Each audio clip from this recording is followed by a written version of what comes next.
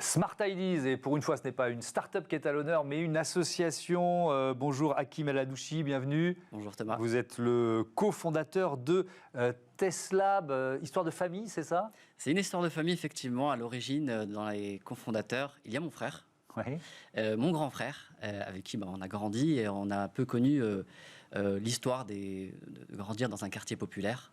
Et dans la région de Strasbourg? Dans la région de Strasbourg, exactement. Et on avait aussi un point commun, c'est qu'on aime l'école, on aime apprendre. Et on a créé TESLab tout simplement parce qu'on voulait avoir ce qu'on voulait plus jeune, nous. C'est-à-dire... Qu'est-ce qui vous a manqué? Exactement. Des gens qui nous donnent de la confiance et du réseau pour s'orienter et pour chercher le premier stage. Je le dis souvent, les premières difficultés arrivent au collège, en troisième, quand il faut chercher ce petit stage de 4-5 jours. Et certains, ils se disent, mais en fait, ça va être difficile. Pourquoi? Certains, ils veulent faire un stage et ils n'y arrivent pas. Ils vont aller à la boulangerie du coin, ou alors pas du tout, ils se retrouvent au collège. Là, c'est le premier message qu'on leur transmet. Un message négatif. Un message négatif, effectivement. Et ça arrive dans l'orientation aussi, qui est une orientation subie, et aussi dans le premier stage professionnel ou le premier emploi. Et donc, vous créez TESLab. Avec quelle idée? Qu'est-ce que vous proposez avec TESLab? En fait, c'est né de 3 constats. Ce que je disais, dans les quartiers populaires, il y a un jeune sur 2 qui est au chômage, de 16 à 25 ans. Le deuxième, quand on fait des études, même en étant de milieu populaire, on peut avoir des difficultés à rester et à être diplômé.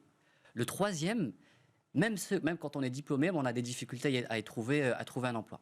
On a remarqué également, en parallèle, qu'il y avait une importance dans le monde du travail des soft skills, des compétences transversales. Oui, le comportement, on va dire. Le comportement et des compétences relationnelles également. Oui. Et donc, ce qu'on voulait faire, c'était proposer, faire bénéficier à des jeunes de milieux populaires des formations qui ne sont pas forcément accessibles aux soft skills, aux compétences transversales.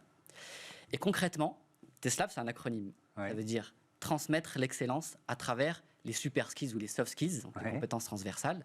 Et ce qu'on fait, en fait, on forme des jeunes à ces compétences transversales. Nous, on en a identifié quelques-unes. On en a identifié 4. La première, c'est la connaissance de soi. Apprendre à connaître ses ressources, ses forces.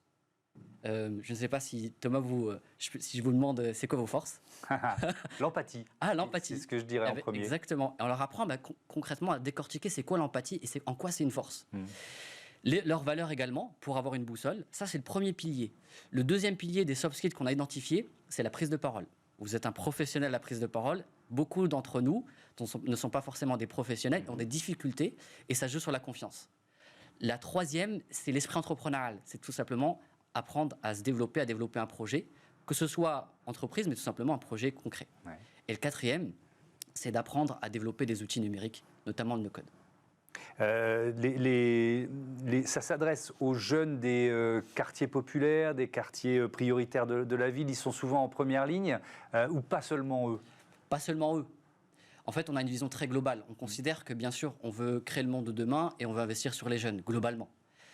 On investit sur les jeunes, en particulier les milieux modestes, parce que c'est là d'où on vient. On a commencé par là. On peut tous les jeunes sont invités, bien sûr, même des territoires ruraux. Je viens de Strasbourg, autour, c'est l'Alsace. Il y a énormément de personnes qui n'ont pas forcément les mêmes accès.